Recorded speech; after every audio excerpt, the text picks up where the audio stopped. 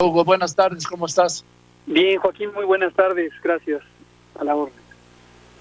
A ver, Hugo, 100,000 muertos, 100,000 muertos, en su peor momento tú llegaste a decir que 60,000, de llegar a 60,000 sería catastrófico.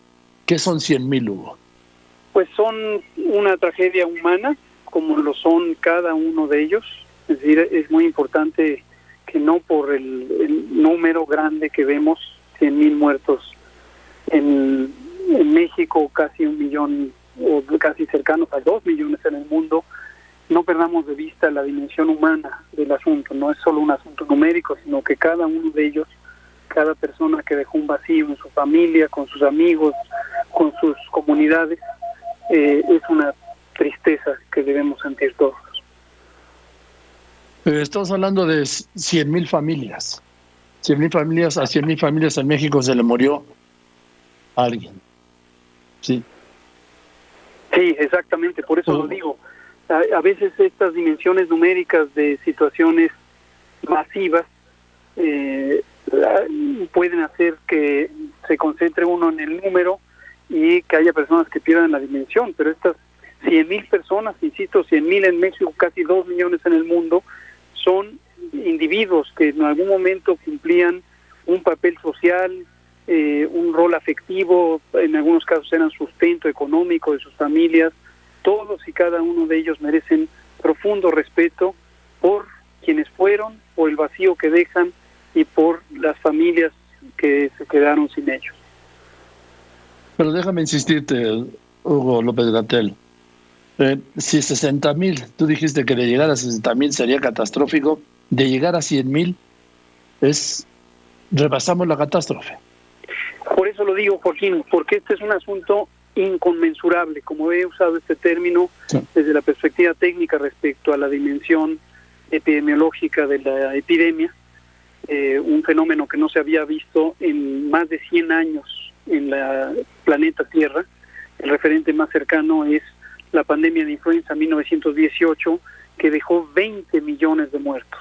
La pandemia de influenza de 1918 dejó un estimado de 20 millones de personas fallecidas. Y por esa razón no había un paralelo con esta epidemia en las múltiples epidemias que ha habido durante el siglo XX y lo que llevamos del siglo XXI. Hoy dice el presidente que es tiempo de sopilotes, que es tiempo de se padece una temporada de sopilotes. Y yo difiero de eso.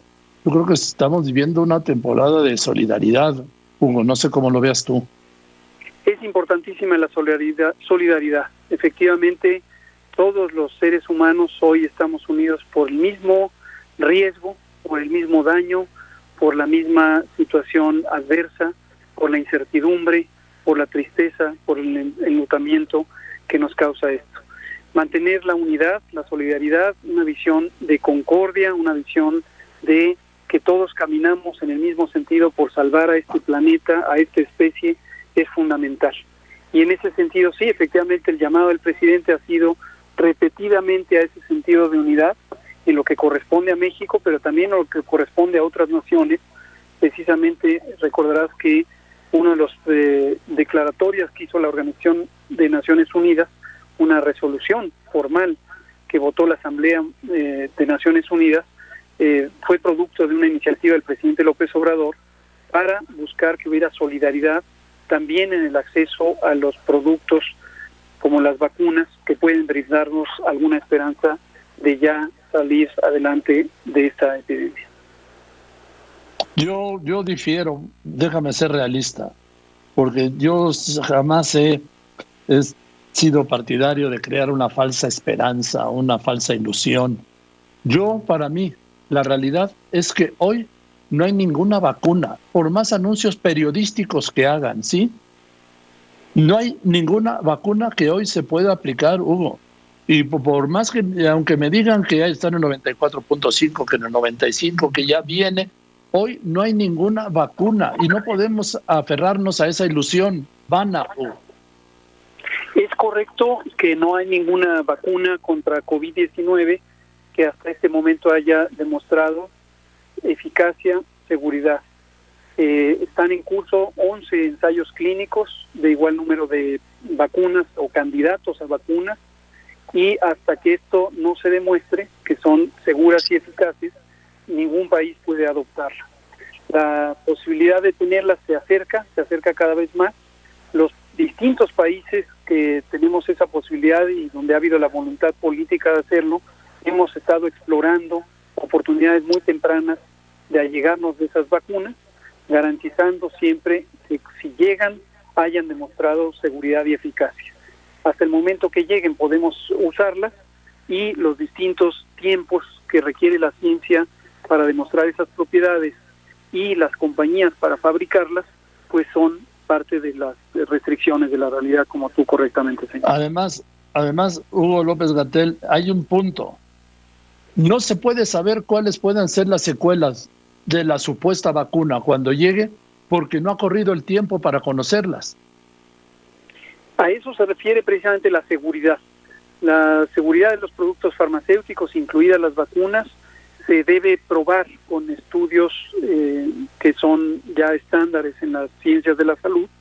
Los ensayos clínicos controlados son la fase 3 de la investigación clínica, y son los estudios comparativos que están ahora en curso. En México hasta el momento solamente tenemos uno, es de esta vacuna CanSino de origen chino-canadiense. Próximamente se iniciará el de la compañía farmacéutica Janssen, que también ha solicitado su aprobación en México, y otras compañías han solicitado ya y se está analizando. Pero ciertamente estos ensayos clínicos son imprescindibles, son inescapables, no se pueden evadir, porque son el mecanismo que tiene la ciencia para demostrar la seguridad en primer lugar y posteriormente la eficacia de las vacunas. Otra cosa, Hugo, si no se conoce bien a bien cuáles son las secuelas del COVID, las están empezando a investigar. ¿Por qué? Pues por lo del corto del tiempo, aunque ya llevemos 10 meses en esto. ¿Cómo se va a saber cuáles son las secuelas a mediano y largo plazo de la vacuna cuando no han tenido la posibilidad de que corra ese mediano y largo plazo para comprobarlo o para conocerlo o desecharlas? Sí, las vacunas, aquí hay un elemento técnico importante de tomar en cuenta. Las vacunas son productos que originalmente, cuando se inventaron las primeras vacunas, la primera vacuna que se descubrió o inventó, porque fue parte de una cosa y parte de la otra, fue la vacuna contra la viruela. Y esa vacuna, que se inventó a finales del siglo XVIII, era una vacuna que se hacía en una manera relativamente simple con virus vivos, un virus pariente del virus viruela, que es el virus vaccinia. Y desde entonces, han pasado más de 200 años, el desarrollo de la vacuna ha llevado a estándares tecnológicos que permiten utilizar no virus vivos, sino virus atenuados, aunque todavía hay vacunas de virus vivos. Y en el caso de la vacuna COVID, que definitivamente es la vacuna más nueva que está en desarrollo, hay varios candidatos, ninguno de ellos se está considerando el utilizar un virus que sea viable, que se pudiera activar y generar enfermedad. En todos los casos son o bien proteínas, o bien subunidades del virus, o bien como la vacuna de Pfizer, que es una de las tecnologías más novedosas, que utiliza simplemente una instrucción genética que no tiene posibilidad de transformar a las células, pero solo temporalmente tiene posibilidad de producir una proteína que induzca protección. Ahora, doctor López-Gatell, dice el doctor Alcocer que está bajo control, y yo no veo, yo estoy percibiendo que por lo menos en 8 entidades hay un rebrote, ¿sí? Dentro del mismo brote, porque ni siquiera es segunda oleada, un rebrote o un incremento de los que había. Así es, esto es lo que hemos estado anunciando desde hace 8 semanas, de hecho antes de que ocurriera. En sentido estricto, te acordarás que desde marzo hicimos una predicción fundamentada que dijimos, independientemente del estado de control que guarden las epidemias en todo el hemisferio norte, cuando venga la temporada fría, a la que... Aquí lo dijiste. Exactamente, y hablé de la temporada de influenza, que todos los años se presenta de octubre a marzo, y dado que COVID comparte muchas características similares a la influenza, pues era esperable que ocurriera. Cuando empezó a ocurrir este fenómeno de repunte o rebrote o cambio en la tendencia, aquí un pequeño paréntesis, no requiere que se haya controlado por completo una epidemia para hablar de rebrote.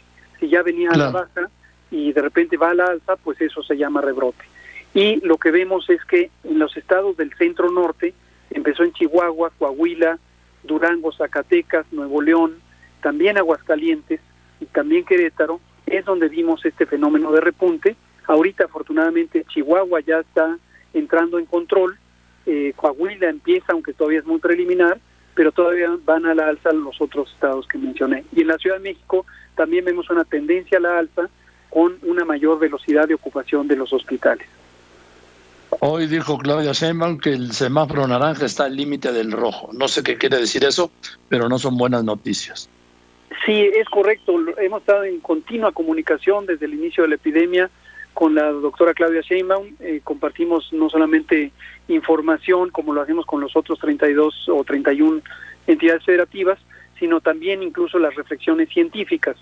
Y coincidimos en lo que está señalando la jefa de gobierno. La tendencia es demasiado rápida a la ocupación de hospitales, es producto de una mayor tasa de contagios, y dado que la Ciudad de México, considerando su zona metropolitana conurbada, es la zona más poblada del país y más densamente poblada, se requiere tomar medidas más intensivas para ya cambiar esta tendencia de incremento de casos, contagios y algunas muertes. A mí me parece, doctor Hugo López-Gatell, tengo esta sensación, te la comento, por favor, entre tú y yo, que como que hay una reserva, una preocupación, un rechazo a poner el rojo a la Ciudad de México, aunque en algún momento fuese necesario. No, Joaquín, gracias por comentarlo, y aquí en la confianza que nos tenemos también te comparto entre tú y yo que no es el caso. Lo que hemos visto, y sí, por eso me he permitido felicitar, espero que no se sienta discriminado a ninguno de los otros 31 mandatarios estatales. En el caso de la Ciudad de México hemos visto un gran talento en ser proactivos, en innovar tecnológicamente, en disponer de las brigadas comunitarias para el programa de detección, protección y resguardo, en habilitar los hospitales. Fue el primer estado en firmar el convenio de intercambio de servicios con el Seguro Social y las instituciones de seguridad social. Entonces, en realidad ha sido muy talentoso el manejo que le ha dado la jefa de gobierno y su secretaria de salud, la doctora López Arellano, que han mantenido esta meseta donde hay subida, bajada, pero no había ocurrido una tendencia de aceleramiento tan importante. En este momento sí la hay. Los números son directamente los que podemos analizar para integrar el semáforo, igual que lo hacemos en las otras entidades, y si en un momento dado los números indicaran que se está en rojo, no habría por qué restringirse de ello. O sea, ¿no les temblaría la mano para eso? No, porque el semáforo no es un instrumento de carácter político o de otro sentido. El semáforo es un instrumento técnico, vamos a decir, es equivalente a un termómetro, a un baumanómetro, a una báscula. Lo que mide es objetivamente una realidad, en este caso una realidad poblacional, que es la epidemia, y eso es útil para guiar los esfuerzos. Y lo que ha hecho la jefa de gobierno, Claudia Sheinbaum, es que se ha anticipado a los hechos. Ella ha puesto estas modalidades intermedias de los distintos niveles de alerta al interior del semáforo naranja, y de hecho ha tomado algunas acciones que en términos generales correspondían al semáforo rojo. Ella las ha instaurado anticipadamente. Ahora, dice el presidente que los que critican son los conservadores, sus adversarios, que quisieron utilizar la desgracia del pueblo de México para culpar al gobierno, que eso es evidente. Yo no comparto eso. ¿Tú, doctor? Obviamente, pues sí, es tu jefe, ¿no? Pero yo no lo comparto. Yo considero, y lo he dicho, ayer mismo lo dije, lo he dicho en entrevistas, lo he dicho en las conferencias de prensa, que vemos, lo dije la semana pasada, o más bien esta semana en un foro que me invitó el INAI, hemos visto, y no solo en México, sino en otras partes del mundo, vamos a decir, una gran diversidad de opiniones, lo cual es muy favorable. Creo que las sociedades plurales que se pueden expresar libremente y donde los gobiernos garantizan la absoluta libertad de expresión y prensa y opinión, pues es siempre muy apropiado. ¿Por qué lo digo en términos de la epidemia? porque nos permite allegarnos de reflexiones, de observaciones, de comentarios, de críticas incluso. No le tenemos ninguna reserva a la crítica. A veces vemos una manera de expresarlo que pudieran otros interpretarla como agresiva, pero nosotros tomamos pues la esencia de la preocupación. Eso yo diría que es la manera de expresarse de la mayoría, de la enorme mayoría de la sociedad. Pero sí vemos también, y es claramente reconocible por la limitada agenda de comunicación que tienen algunos medios, en donde en lugar de abordar el problema que nos atañe a las y los mexicanos, en lugar de ayudar a brindar mensajes útiles para que tomen decisiones las y los mexicanos, lo que se han es situado un poco en el borde del lucro político de la información, y como esa información procede de una realidad trágica que vivimos todos los que somos parte del pueblo de México, pues entonces pareciera que la agenda no es de interés público, sino más bien de otro tipo. Pues yo creo que es de interés público, y esa declaración que acabas de hacer, Hugo López-Gatell, que los medios están al borde de su información del lucro político. Yo no veo ningún medio entre tú y yo que esté lucrando políticamente con esta enfermedad. Bueno, es cosa de analizarlo. Yo creo que hay personas como tú que tienen conocimiento, experiencia, talento en la parte de interpretación de los medios y de la comunicación. Yo me declaro limitado en esas capacidades, pero sí creo que se puede distinguir quién está sumando y quién no está sumando, y se ha decidido sustraer para más bien estar bordando sobre estos mensajes a veces que inactivan a la población o la confunden.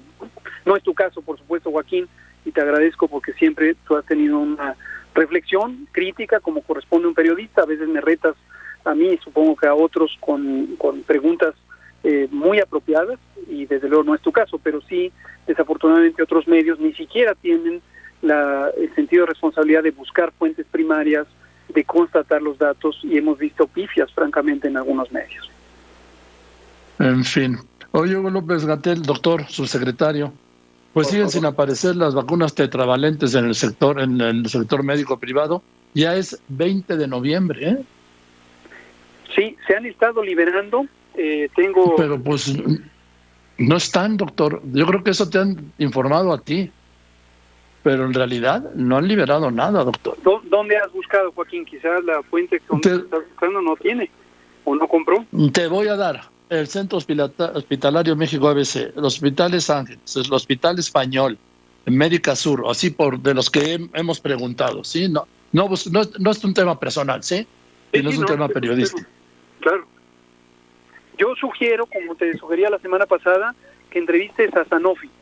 Sanofi Pasteur es la compañía que produce Fluzone, y es la compañía que tiene la mayoría del mercado privado de la vacuna tetravalente en México. Mira, Sanofi mandó una carta, ¿sí? Mandó una carta diciendo que pues no, que es el 1% del total de las trivalentes, ¿sí?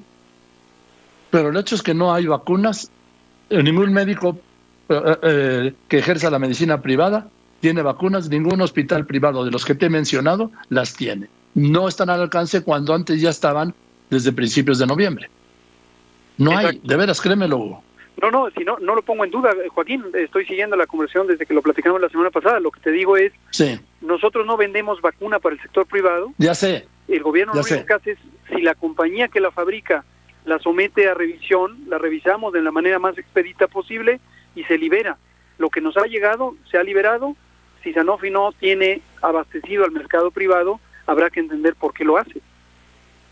Pues yo creo que aquí también se tiene que ejercer la rectoría del Estado en materia de salud y exigirle al laboratorio, que tiene que cumplir su compromiso como lo cumplió el año pasado o en los años anteriores. Con el sector público no se manejan solos, es un tema de salud. Por supuesto, con el sector público lo ha cumplido. Las vacunas contratadas llegaron en tiempo y forma y vamos bien. Lo otro es una transacción entre particulares. Si alguien no quiere vender un producto, pues hay que cuestionarle por qué no lo quiere vender cuando es necesario, igual que lo ha sido en otros años, pero ahora particularmente porque hay una segunda epidemia que tiene que... ¿no? Exactamente, es una responsabilidad de este laboratorio Sanofi Pasteur. La respuesta que me dio es para dar pena una carta que escribió alguien ahí, pero el hecho es, Hugo, créemelo, que tú dices que ya han liberado la COFEPRIS, las vacunas tetravalentes contra la influenza y no hay en ningún lado. Yo no dudo de ti, pero a lo mejor no te han informado bien. Yo tengo la evidencia, Joaquín, te pediría no dudes al respecto. Ahora en COFEPRIS tenemos gente muy competente, acabamos de nombrar 2 nuevas comisionadas.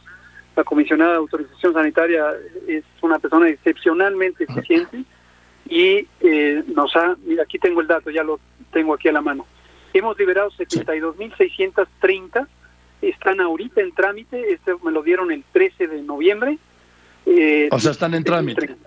17.030 están en trámite, 72.630 ya fueron liberadas. Ahora, ¿quién las compró? ¿Dónde están? No te puedo decir, es una transacción entre particulares. Eso sí, de acuerdo. En fin, Hugo, pues seguiremos hablando como lo hemos hecho a lo largo de toda esta pandemia y te mando un saludo y te aprecio siempre tu tiempo. Muchas gracias, Joaquín, con todo gusto, te mando un abrazo, cuídate mucho. Que estés muy bien, yo también te abrazo, Hugo López-Gatell.